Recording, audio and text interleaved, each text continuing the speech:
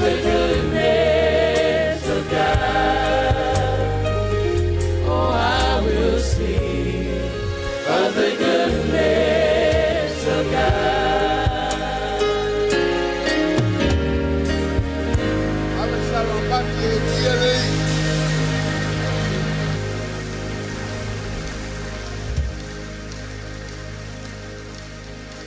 Lo le leile na o mato poto mai ai leipo. Atau te o mai lava e fia momoli atu se vi inga i ato e. Tui ana le lava e le lanu e le taiwana e le tusa malo walofu. Ai tau iena e whaafonga se mato taulanga whaafitai. Le a ese mea mato te tali atu ai lo wanga le lei. A o le leile atua. Matou leo e vivi atu i ato e. Taulanga le whamanuma le whanetanga. Le matou pati lea i ato e le atua. Ia vi oe. All my life has been so good to us, God. 'Cause all my life you have been faithful. And all my life you have been so true. Every breath that I am grateful. Oh, I will sing of the goodness of God. Oh, I will sing of the goodness of God. Ato lala mai lalo whaafitai.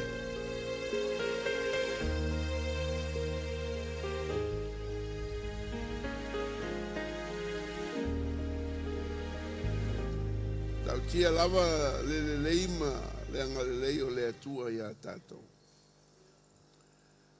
Le tio lava fa mai le atua i lantus pa ia o i a lofa i a i tātou le lofa e whaavavau. A taula le lofa e whaavavau. O aso uma lava e lofa mai ai le atua. Mai no salamo tavita, they are new every morning. E fou pea le alofa i tāo uma o aso taitasi. Tai le lei tele nei atua. O ia lama lea ua whamu tu i aile nei tapu a inga. Tau te leo mai e whtātou wheloa i leisi leisi. E tau te o mai se mawhtanga wharatangata. Tātou o mai a momoli le whawhtai ma le inga i le atu. Vea lava o ia ma mea siri o tātou loto. Le la le fiafi le e i se whea utau alawa fia moli atu mo o tou.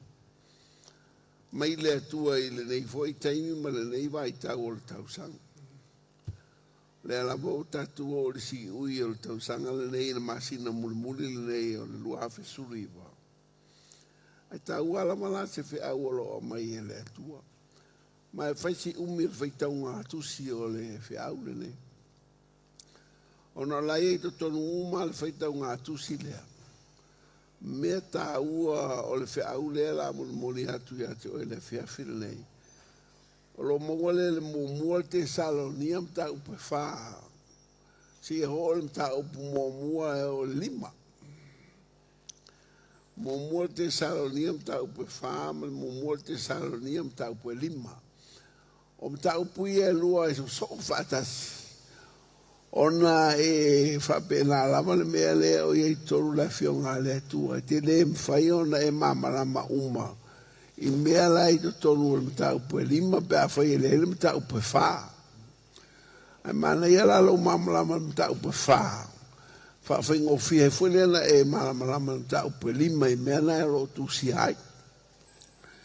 Ia malela la tau whai atu lau whai tau tu si sunga e whawhenga inga le fia whine. E whaitau atu le fionga le atua i lau whafonga anga nei po. Ia e muri ane ai lungo le screen o loo whapena tu sia i ngana Peretania. Whaitau ia. O le nei, le au soe, O le te upu le nei, mātou te ai o iatu, māpopa iatu iate o tau ono le li o Yesu. Whapeo na tala e o tau mai iate i mātou le winga. O le ala e te tau ono o tau sāwa vali ai.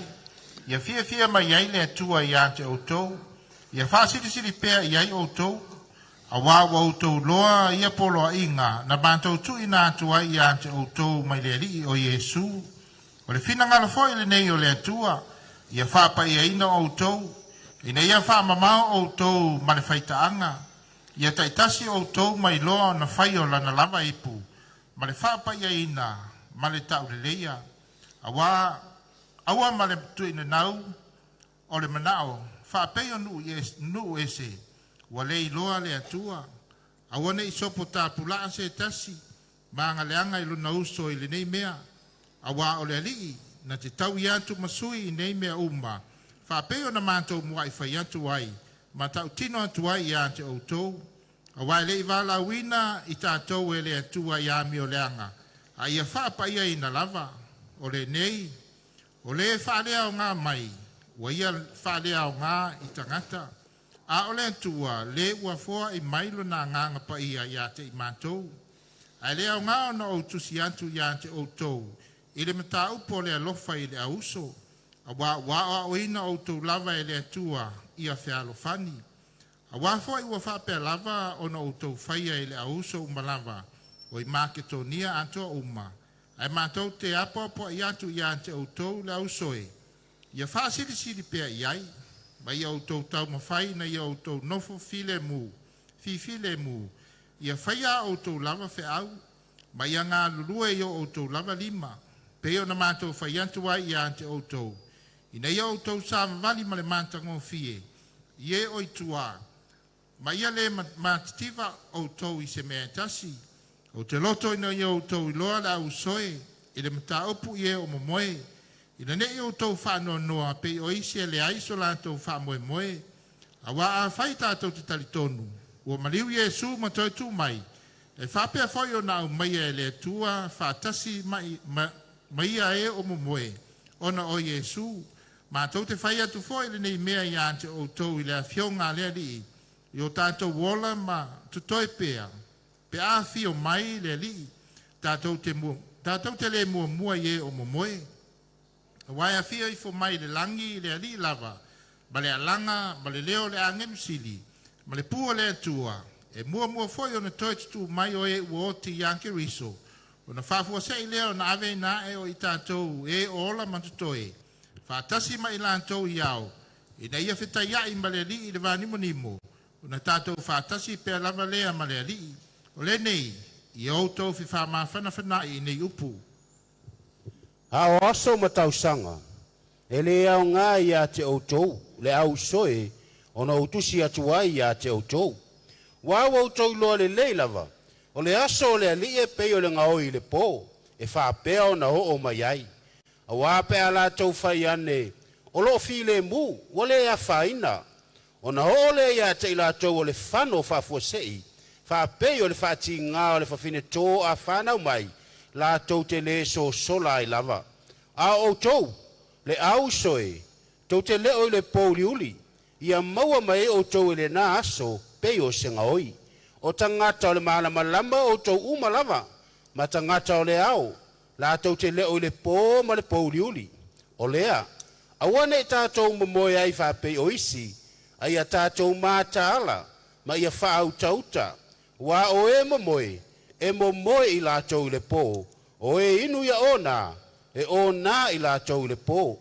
Hau tātou nei o e o le au, ia whaau tauta i tātou, ia tātou o ofu le ufi whata o le whātua tua ma le alofa, ma le pūlo tau o le whamoe i le whaolatanga. A wai le tō fia i tātou e le atua i le toasa, a ia maua le whaolatanga ono lo tātou a li o Yesu ke viso. O le na maliu mai mo i tātou, ni a tātou wola whatasi maia, pe tātou te matala, pe tātou te momoe. O lea, ia o tau whea poa i ai, ma ia wha mawhana ai, wha peo no o tau whaia lava, ma tau te ai o ia tu fo ia te o tau le au soe, ia o tau i loa e o ngā lulua ia te o tau, ma pule ia te outou I la le li, ma lātou apo I atu ia te outou. Ia matua mana tua I lātou ma le alofa, ona o la lātou ngā luenga, ia outou no nofo fethi le muai. Ma tau te ai o ia tu foi ia te outou, le au soe, ia outou apo ia tu ia meo whaatala noa, ia whaamawhana ia loto iti, ia whesoasoani ia o vai, ia outou ono sai tangata umalava, ia outou, ne I tau I atu e se tasi leleanga I se tasi tangata, a ia outou tau sisi e le au noa I le melelei, o le tasi I le tasi, a toa matangata umalava, ia outou sanga oli pe lava, ia tatalo e le au noa, ia outou whaafetai mea umalava, a wā le finangalo leo le atua ia te outou, ia ke riso Yesu. Aua tau te tineia le anganga, aua le tau whaatau vai pe whetanga, ia ntofo I mea umalava, ia tau fi mau I le mea lelei, ia mamau outou ma mea leanga ese umalava, ia atoa tōna whapaia ino outou e le atua lava e ona le manuia, ia tau sia lava lo outou a nganga atoa umba, I le male loto, atoa male tino, ia le matau le angaina, I le afio mai o lo tātou ali o Yesu Keriso. E whamaoni lava le ua wala wina outou, o le na te whaia lava, le au soe, I outou tatalo mo I mātou. Ia lolofa atu le au so uma I le whea songi pa ia, o te matuafa I atu ia te outou le suafa o le li, ia whai taulia le nei tusi le au so pa ia umalava, ia te outou le lofa tu no lo tātou ali o Yesu Keriso. Pole nei o tātou whatau nuu ai le vanga muli le la o le tusi. Te ito e whaitau mai wha mole fua. Ia whaitau ina, ia le nei tusi I le au so uma. Te ito e whaitau mai le vanga la.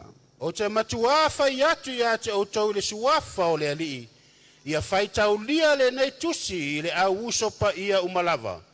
Ia te outou le alofa tu no lo tātou ali o Yesu Keriso. Leo o matou whafonga le whaitau ina. Le voi la ua whaatino atu le mele mai e whaitau le mele nei a te outou le upaia. Le la ua whaitau. O le e voi la se me te toe sao ai, te nei toe alo foi se atato le niu. Ale o whaitau. Mori mau foi angelu o le atua tono nei whale, ma le nganga o le atua. Na e whalongo le whaitau ina o le tusil nei. E wia na umia e tau onu whaitau. Ana o tusile a Paulo. Ave ia Tesalonia.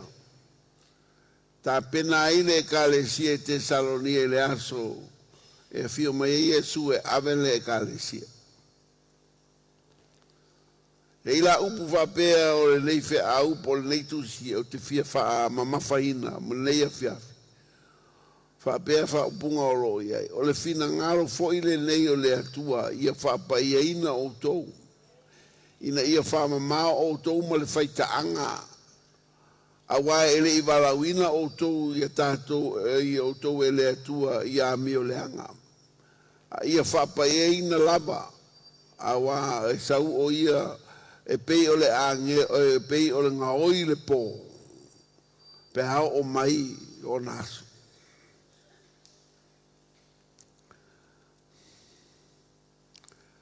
Whaia e maliu se si I whaamaine nei o le misela. Pe maliu e se keusiano. E toi mauaro nā wanoa e toi tua I le aso leo si tianga le ekalesia. E la se me pole elmo le keusiano. La e oti le misela e whaamaoni le olanga. E toi mauaro nā wanoa e toi tuai ma toi aluai whengai ma Yesu ma whafsangai ma Yesu I le langi. E a whaia e le alu le sitianga oka.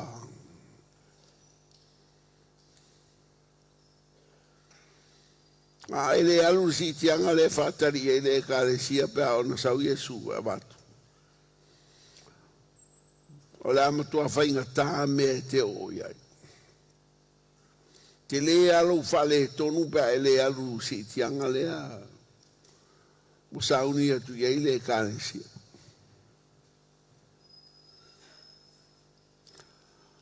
ma o mea siria o lo fa maoni ma taua o lo fa tari ele au kisiano ele o fa tari ile kalesia se fa mai o tipe o le misela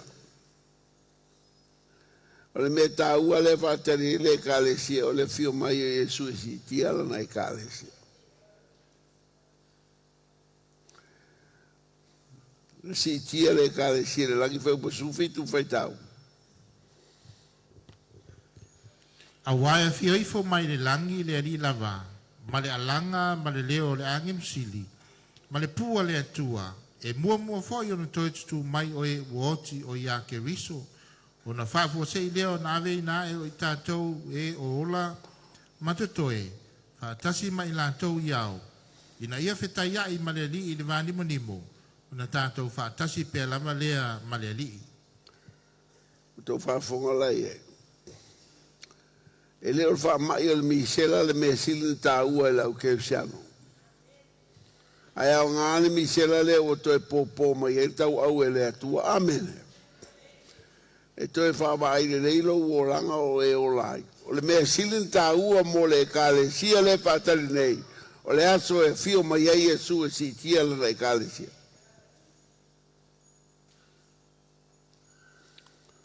Mai e sau o ia pei e nga oi le po. Rono winga fa fose e lei loa ses.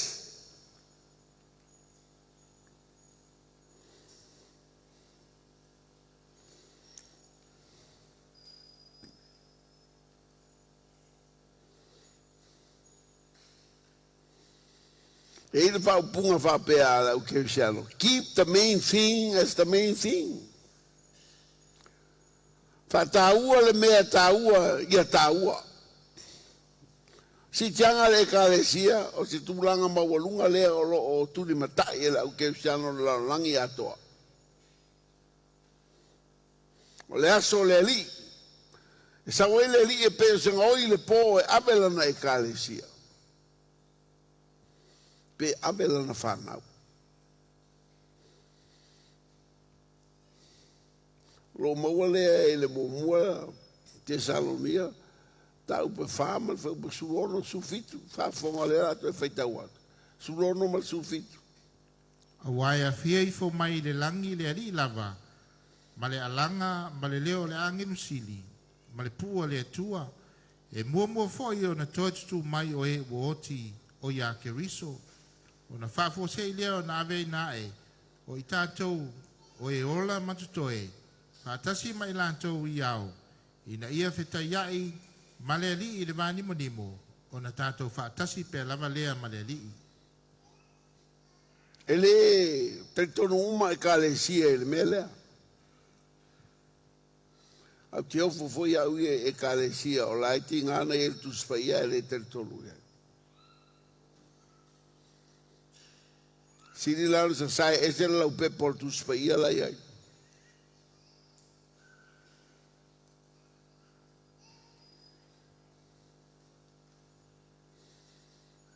ai o te whape atu le whiawhi nei, i le worship center le te tapuai ai, tātou te tonu le mele o le sitia ino le kalesia. Whātaritari uma iai, le aupa ia uma le lalangi atoa. So se tangata whaola ina ua malamalama i le melea, le whātaritari uma iai. O le me voi le turi matai, le teimi le nei. E leo tuli matai al whamai, o le alawa se mea o tuli matai whaletino, o le tuli matai. Te mea sa waia su e avela na e kāresia. O le mea malunga le i le loto mawhina ngalo le au paia. Tua ia na o mai e su se ave tātou le langi ave le. Ti ngā mata le neila lo langi.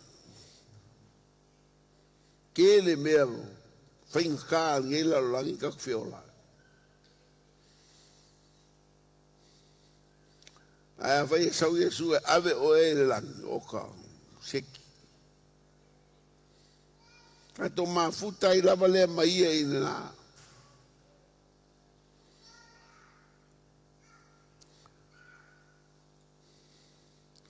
Le ala o tau mawhai atu ai lea popo inga nei mo o tau le kalesia. O le fina ngaro nei o le atua ia whapai e ina o tau. Ma ia whamamao o tau ma le whaitanga awa o tangata e alu i sitianga lea. Nā o tangata ua ola whapai e ina. Ai eis tangata e ola ma le whapai e ina e le alu o e sitianga lea.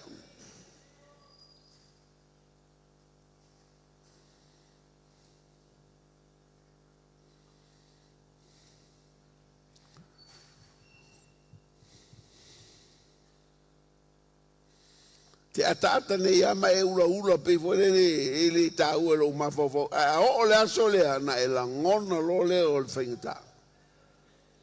Le sau o le ao a le stangata e le se mea sau iao e. E ambe le si keu siano. Ai malo lo le le ia o e lungo le whangai le a bea o e.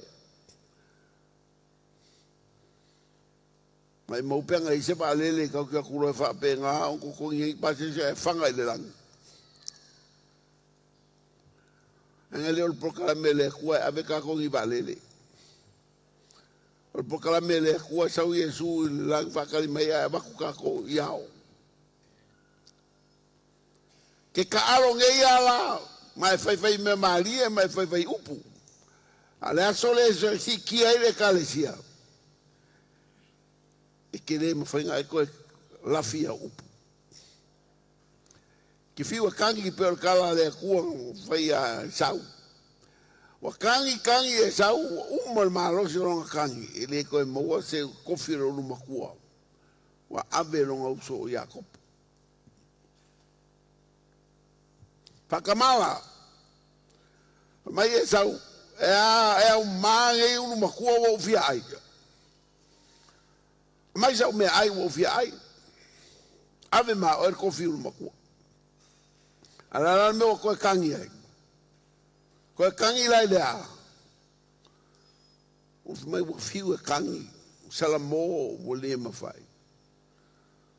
Ma ave Jakopo kofiro lo makua. E whapea voi la le kerisiango. Kama marikengi e ola le whapai e inga. Whapea voi ka maha marikinga. E le whapai e inga ka le ola o e ola ai. E sau loa le aso lea e si ki ai. E sau ale ao ngaka e ola whapa ia inga. E abe.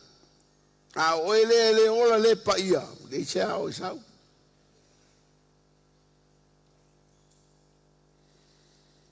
Onga e ui le me whainga ka. Mai o mea ki ngā e pēr wha ki ngā alfa whinge ko. Whangaurang kama. Pua ngā mama, pua ngā mamafa o le ui hai. O mea la o mai le lalangi, o mea e whainga kā. E laki pēr whai ke sao kuai. A e fia ola mo le ali le vai kaimila ngā, e kipi ro uru. O ka e maua le avango.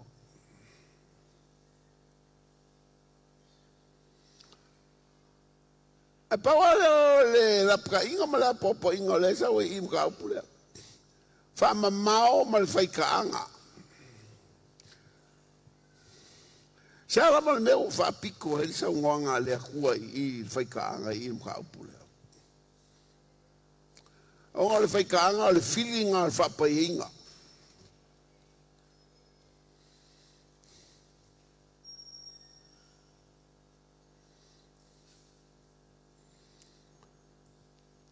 Si sila si lea wa fonga lea la whaika wakulu mo mua te saloniam ta upe wha lima ongo fiku.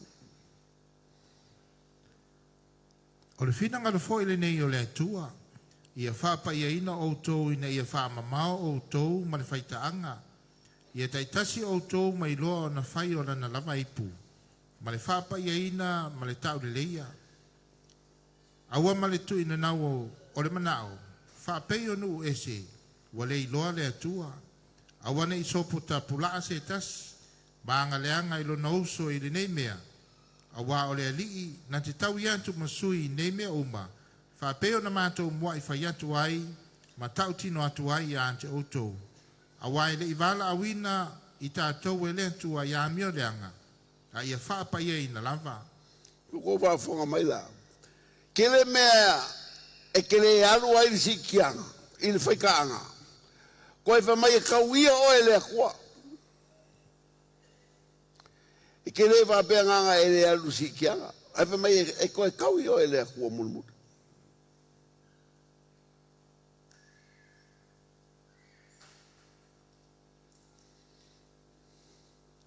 Ele mea. O le ola le paia.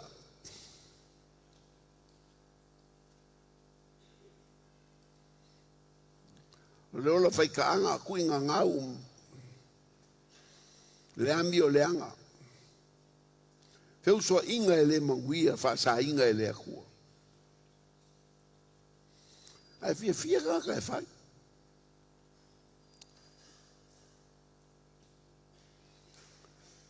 Walu ang e kausanga ai kongol kako e kale sia foi.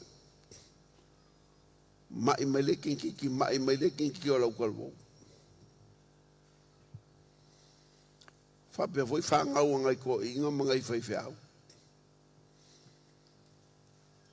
E a uru ka fianga e set fukia ai vai singang. Ka lofa ngai ko inga u fa malolo. Ka lofa ngai vai fe au fa malolo. Onga o kol fangau le falongo. Ko ke le uskai. A fela ave e ko le uskai. A le fa mai le ko fa lo mai le ko o ke kawia oe. Ai le ima se ao e sau e ave oe le aso lea.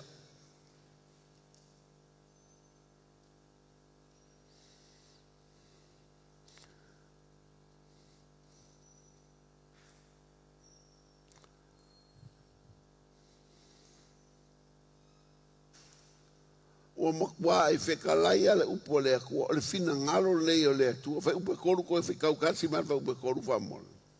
O le fina ngalo fo i le nei o le tua, ia whaapa ia ina outou, ina ia whaamama outou ma le whaitaanga. A wha mailo le fina ngalo leo le akua, awalange e koe whaapea o e ke koe suia le melea. E manga e ka alo i le melea, le ai, i le mwhenga e koe ka alo e o leo whai merkus whai o le fina ngalo leo le akua. Saka ko kalongo al fingalo le kuang kaya. Ale waka waku ya al fingalo le kuang. Awo ke fai ka anga ma e fa penganga e mi le anga si o sopo so ko fi. Po se tsika ma kengi se tsika. Wa fa pe oe ke ka alo ye menga ele ka wia o le kuang. Ale o fika ya le ko o ke kawi ya ke o ma sui ya ke.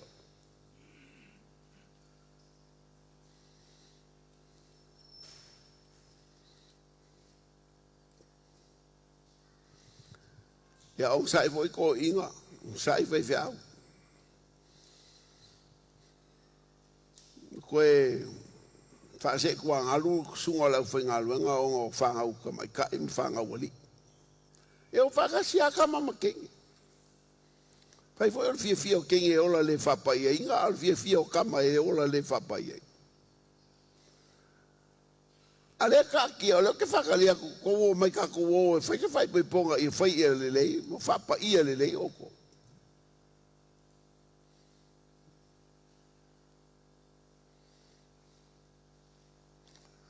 Fa lo la ko le menga kupu inga wow.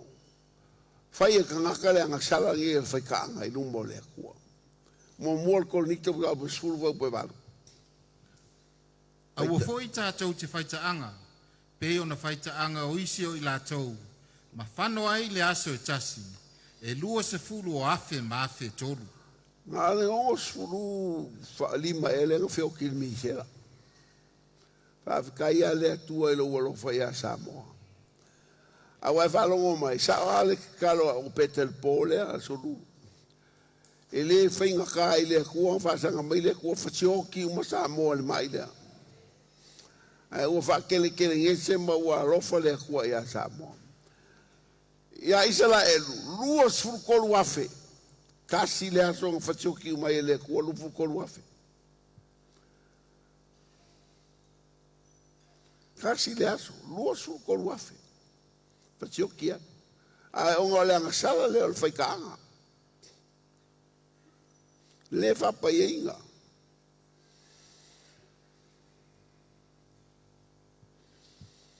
Ale ai fia kama makengi ka alo ai il me le whapea o kou se mea whaingo fia lo kou ka alo i le hafi.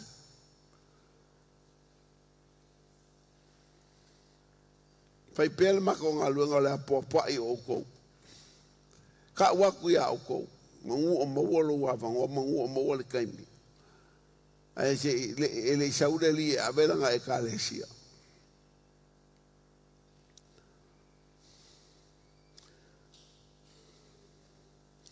Rasi la mele wo ke e lo fika wo ku e ku spaya. Mai le wo.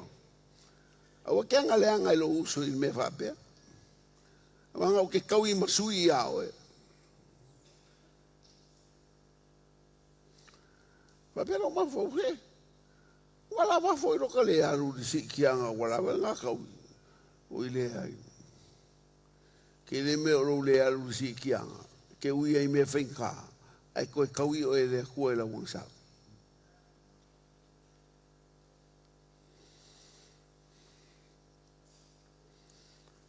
O fai ka anga foi. O le anga sala lea ki fa le anga ia o e lo lava kingo. Pa wale o le anga sala. Fa le anga ia o e o wa kingo. O isi anga sala o me alu kukong. Ko i sau fafu. A le anga sala le fai ka anga o le fa le anga ingo lo lava kingo. Aro kingo le malu le le nganga paia. O lo kingo foi o le kaulanga ola le paia ma le mali e lu mo le kua. O le kingo o le ipu le fa mai e fa nga e le kua. Awa ngo fa e ma fa le anga lo kingo.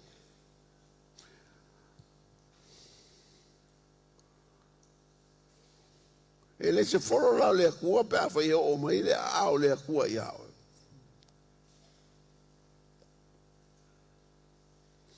Fa fonga mai foi le kala ku spaia. Ma te le lima foi pe kolu dua. Fai tau. A o te whai atu au ia te outou. Ai se wha te ala na awa. Ai le i muri lua ia. O ia wha muri lua ia te ia. Ai se whai mana awa le o wha te aina. O muri lua foi. Ngā luenga su lima foi pe kolu ia. O koe ngā mioa ngei o lo whai e ka ngaka i ngei mea. Ale ai ko kongo ku spaia. Whai kau. Ngā luenga su lima whai upe kolu iwa. O na te ngātele lea o loto, wa te se ai la ua, ma ia o lea o pānapa, a mareko, wa folau atu i kuperu. Siko si sile pula wo po ngā luenga su lima whai upe kolu su iwa ngā. Mo mua ko ni tam tau pe lima whai upe mo mua.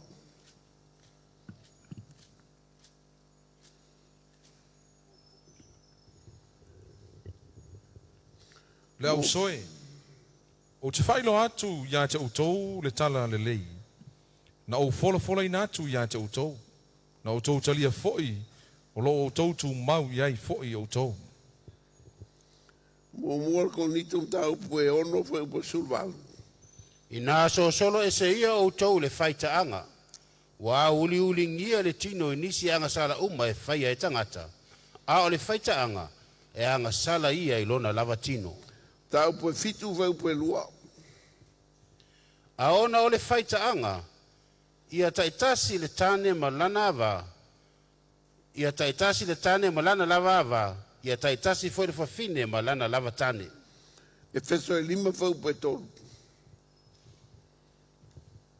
A o le whaitaanga, ma mea leanga uma, ma le manu, au ane tā ua lava ia te o tou. O pei ona tatau ye o pa ia. Kolo se tolu whai upe lima. O le nei, ia outou whasio tio outou tūtino o i le lalolangi.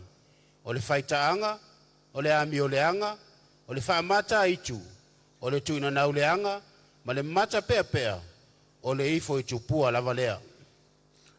A whaia o le aso le sitianga e le sausa wao. o te tangi. O te toi whanau noa. Ele se folo le atua o le folo oe. O sa nā ma fōringa nā e whailo ai. Ele pa ia lo wōranga. Ele se se ao e sau e abe oe. Po le a whailo na nā o le o langa le pa ia ngai ke o lai. E loa e le aso e sau ai le akua. E loa le aso e sau ai le akua. Le aso le ali. Le vola wo manga wa orka ko e kalesia e kusel falinga. Wa ilo le leia al ka ko e kalesia ia fa solonga o me kupu kai mi sa wa ileli. Uma sikia anga i mai fainga malo e pulela lang sauma le ko sama mau le ko sauma le ko sama mafo le ko fa solo mai le mea e kula i mai kai le fainga malo le amio le anga. Fai lunga la wele. Ala ke ola il gaming awa wale be o e sao. La e ui e kongo me fai kange. E ke le loa po le al kulanga o le ao o ia ilo o langa pe a fai e ke ui ai.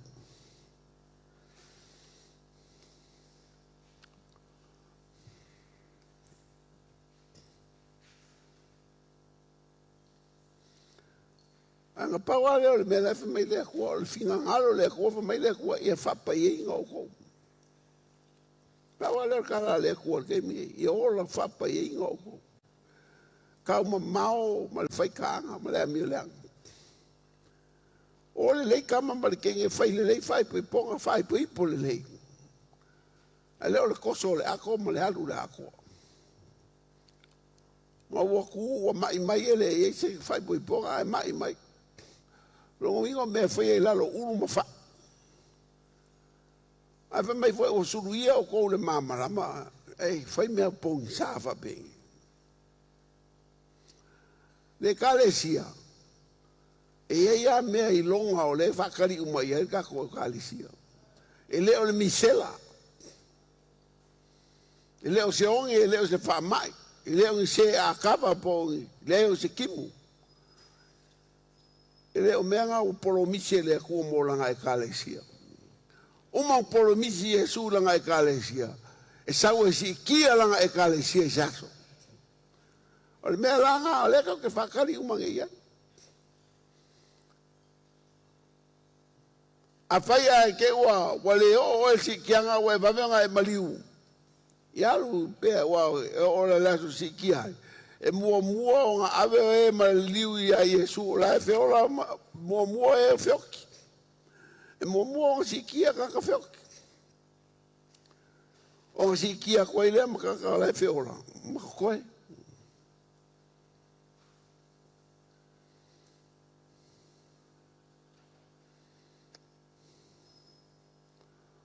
O kia papa i aku le kalesia.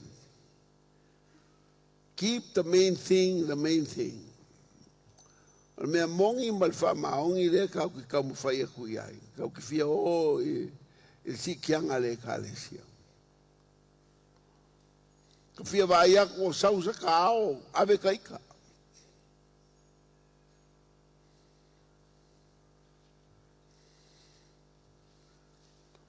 A wai ke ulaulangi ia ma ke lea au kara.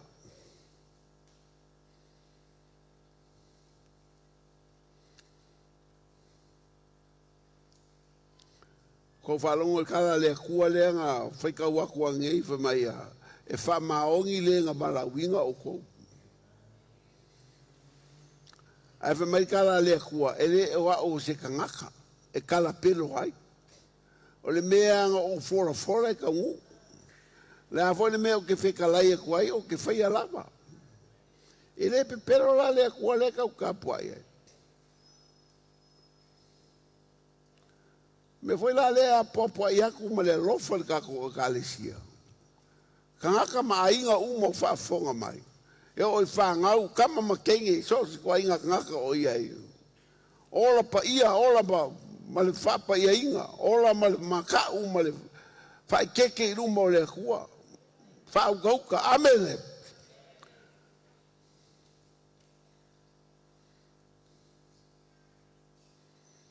Ele ka alse si le kua le ka kapua ye.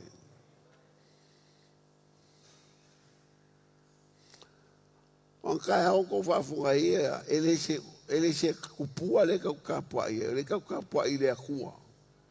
E ola sila mai o fofonga, fafonga mai o fofonga, o karinga. Na ke loa le leilu ko ngaka kamalo ko ngaka. I loa foi ele kua o mela e fai ko ngā vao malalo uru malalo fa. Kua fale o ko wainga i loa le leia ele kua o mela e fai e. Pai makau kia o sisira le kua ni eifa mai o la uru o lo wao. E loa ele kua le fai o la uru ngai lo wao. Ia e o kako ele amine se o i loa pe fiera o fai o la uru. Le anga fai o la uru ma keu ma oki ma koe vali ma. Fa manga ia seruanga i fa ka vi o ku o fa ka vi o mai ai le lo ape fia la fa lo ale wa mai le ku nga ke lo le fa lo ngai lo wow se vai la ma ka ki o si la le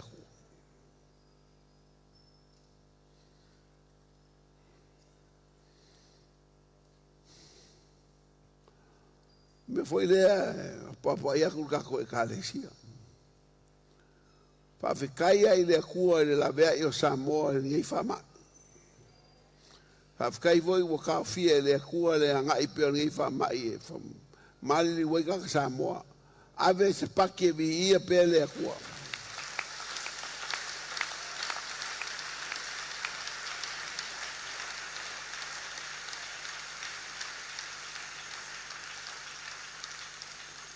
ai le o me ka ua nga le ka whakalia.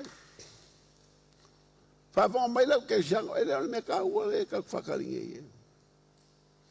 Whakua, a poe nga a makaku, a oki si ke siango i wha mai le, koe moro ngā wango e koe kua i kei me siki ai le kālesia. Ai a le a vea oe le sikianga le kālesia, oka. Ke le wha le kongo le mera e oe. Na e ui popa ngā kele. E laki fo i pe a whapenganga i ura i le rangi.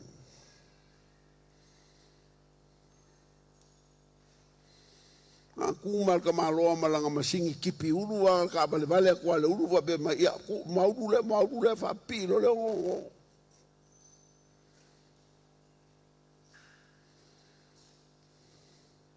Wa sau ka māloa malanga me kipi uru. Ai masingi, kau kene vai ai. Kene vai vai au ie.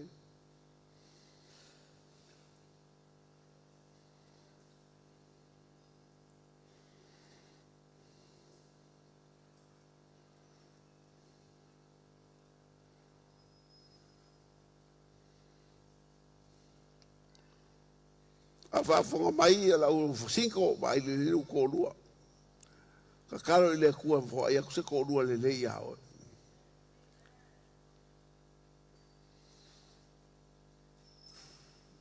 Penga hoi 5 kama ma 5 kama i ka. Ole le kua mai sau panga le lei kalwhengai. E ko fua le iwi o wiwi. Amene. O e ngau whailo kōrua. Ba ai le leu kōrua. O koe ki kiru fua se kōrua. Ngau whailo kōrua. Kausi le lei ma ba ai le lei velu whangi ma lau kōrua.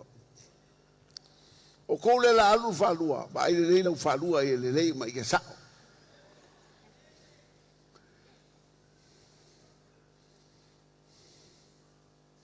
O isi o ngofo ko kasi o ngā iakal ko unga mai le kua ke ofo ko kasi, a ngofo ko kasi e pia, ba i ke ufa le ko ungu le mea.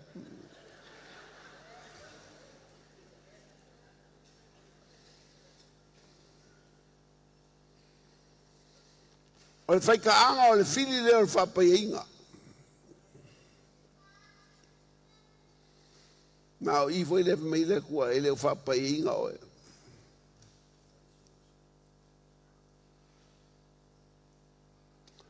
O le ala mea ngai ue sange liwi kakong ka upul kai hao. O le ala mea ngai ue ka malolo sange liwi. O ola le whapaiinga fwoi sange liwi.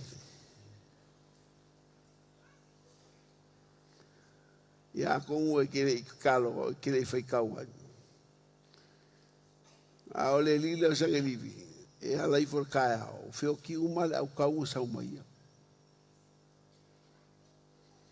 sa wala ngiru le po kui nga fo fa I sakas fa wa ba kui nga sakas fa kui po wa vela fa nga sa wala ngiru le kui mala ko au kau nga te lua ia ko ngo fa le kui feo ki uma fa kusa ke li fangu mai lo au kau ka ko se ia makwa fa pe nga o lo pala Israel o ke isa ke li fa mai o langa o le singa kai au feo ki ya o feo ki uma le au kau o solo sa ke li lungo o sol fangua ai fai fa John Wayne su alol me o la kai fa me o solo lo sa ke li ko solo longa ainga ala kwasa ke livi ko makulo sela le mele sa wai sa fai ko lunga lu fali ala kwale se nga kali kui ngai o kia ya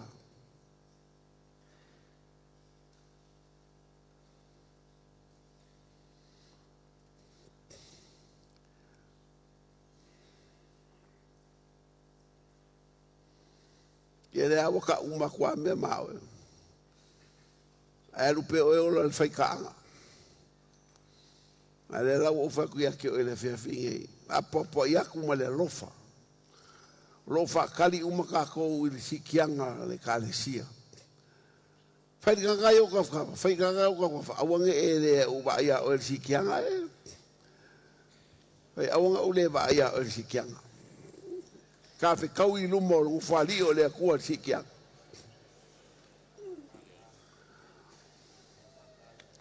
Fai vole ai au foi o le vai a ke o ke mai au kala o ia o ke mo o ke le vai a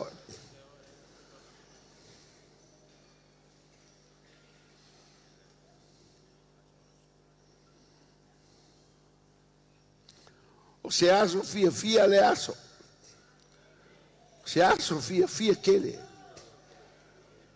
la ko feilo ai amene la ko fe va ai makako fia ai maleli o le fia nga ke o la ka ko maka I folingo Yesu wa le ka au nga ya ke ya malele lo ka ke le va ya ku yo folinga maka o fia la so le ka ke lo ha ku folinga maka o fia le makako o foi pe mai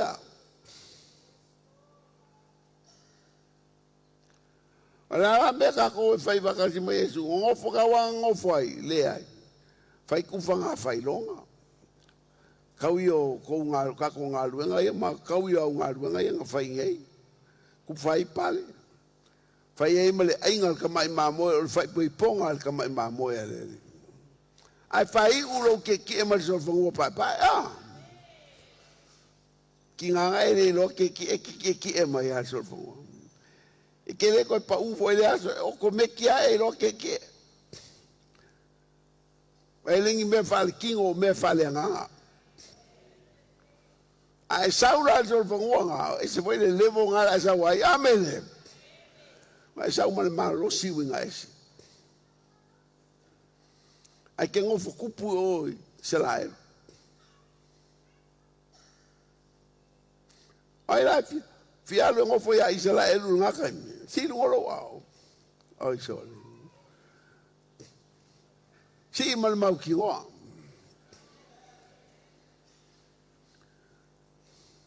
me ava me diceri ka ke o Israel fa kulei alu o Israel nga ka o Israel e umaro malo se pase se ko sa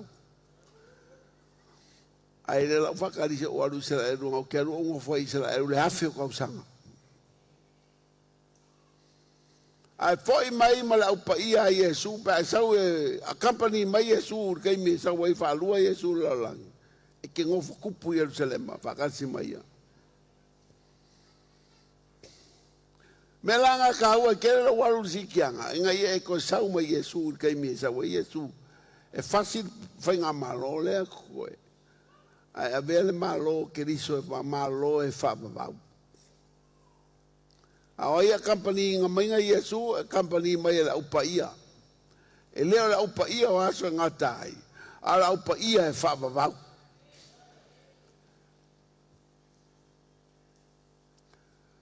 Ia mera ngā leka o ki kirikiro e. O me ka ua foi ngā leo langa kerisianga o leka ko ke vesia e.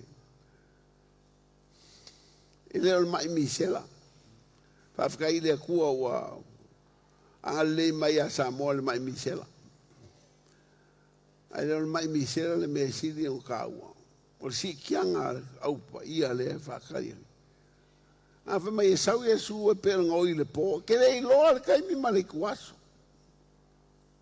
Mai foi a Yesu ia, e o ai lo kamanga ke roa o ia, ke rei roa.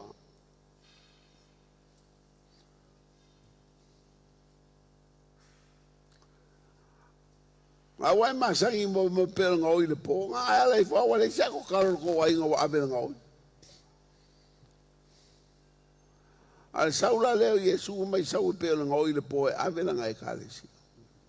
Lei loa le aso ma le kuaso. Anga e ale pu alanga le angelu sau mai Yesu. Si kia mua e o lai ko ngamau e ngofeokeo ia keriso lau le ko ngamau. Fa mai e per fa se ile emol makar suia e ola makokoe. O fakasi mai Yesu le lang.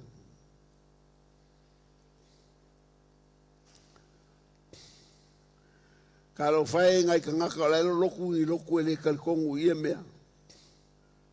Ao le aso e kupu ai. E au kino hepe e hari, e ao la e ngā mea sori, la e ngā mea.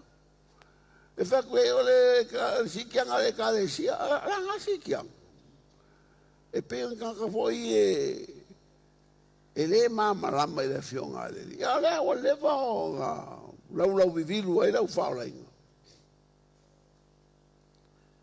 Ia. Koe whai kasi ala ukala mulmuli le se uso. Koe ia e alu si kianga. Ia e alu si kianga. Lela ukau whai au ia. Ia o mauso o amangoa si kianga. Alela wala ki aluai. Ola whapa ia inga. Kau mamao ma le amio le anga ma le angsala. Ai whapa ia leo langa i ke ola ai. Amele! Ia. O se upuna wa mai ele tua mo ka ko ni e fe.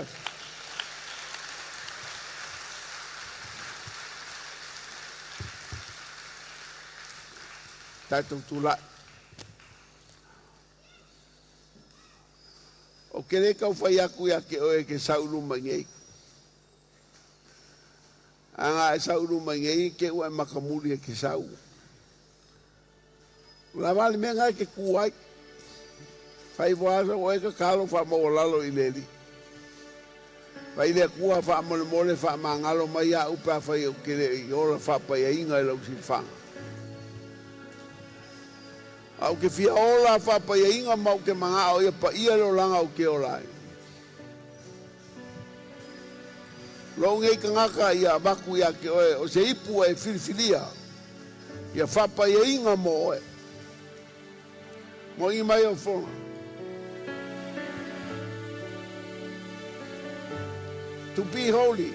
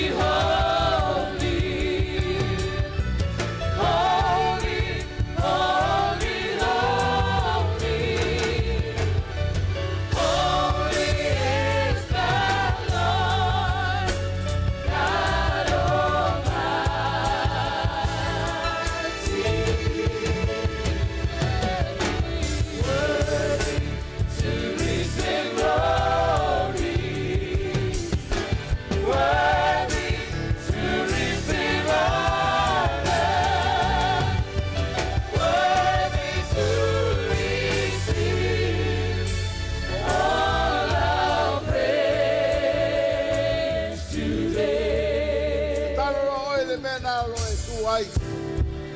Alawa tua ile tua fa mangalo fa mama ya joe. Ani o se mani fa le tonu. E ora se langa fa pa ina. Ma ia pa ia me uma te faia ia pa ia o vai. Ma ia me se savali ai ma me te tau talai. O me te faia. Me fa pa ina. Wa o leo feta lai tu sao le tua ora fina ngalo lea. Ina ia e ola fa pa ina. Tau mamao ma le faitanga. Pala au oi le tua. Fato ese le tua.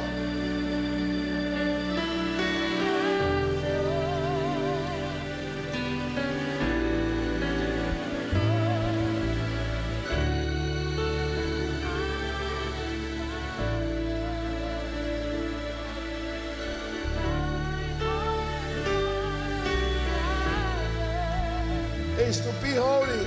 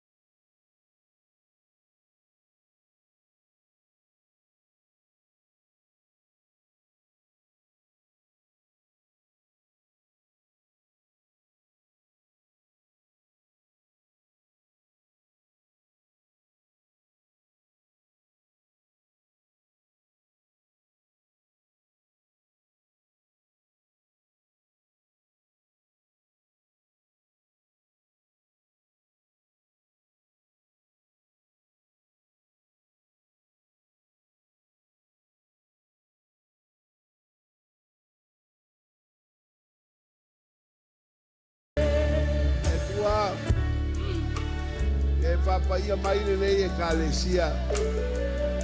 Ma to ola se olanga o e pina ngaro ai ma to ke ola papa ia ina. Pa ia me ba ia o ma to mata, pa ia me palongo ia o ma to talinga, pa ia me sava vali ia o ma to vai. Ia fia mai ai o ia te ma to. Wa role pina ngaro mo ma to uma lapa. Lei voi se aulia si tianga, malanga si tianga. Na ole wa ora papa ia ina. Pa ia I mātou wai, pa ia oe. Pa ia oe lo mātou tua. Ia fo ia le vi inga ia te oe. Pa manuia lau e kalesia. Ai pa fonga le lato pala aua lofo e le atua ia fa pelala e fa mangalo lau whanau. Ai e fa pa ia mai o mātou tangata.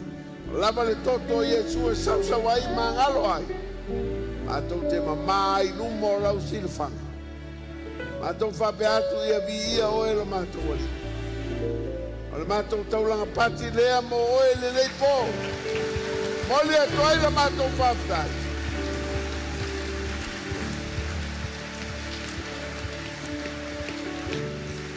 Mātou toi pe pese mai le pese na holy, holy, holy.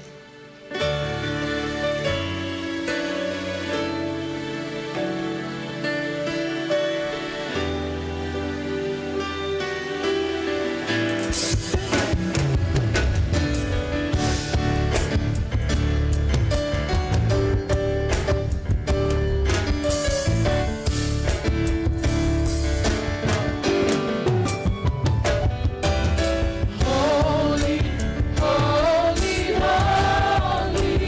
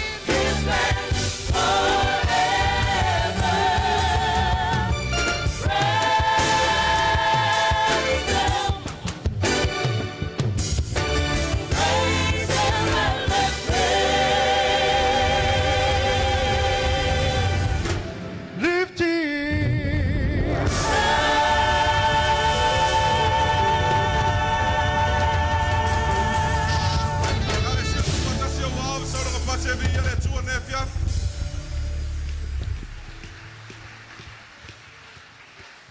E foi le vinga ia te oita ma. Ia vi ia belo suafa ma malu ma lo suafa pa ia.